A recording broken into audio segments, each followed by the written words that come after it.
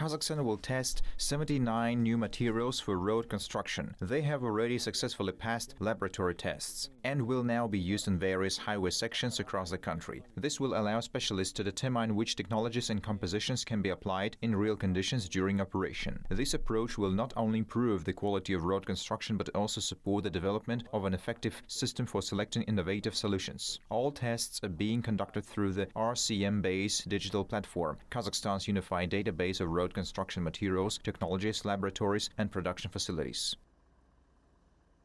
У нас 153 новых технологий и материалов сейчас в базе. We currently have 153 new technologies and materials in the database. Of these, 41 have received green status, meaning they are already in full implementation. This includes bitumen modifications, soil stabilization and various technological processes, all of which are documented with process maps. Технологические процессы, то есть тех карты, которые у нас есть, все это отражено.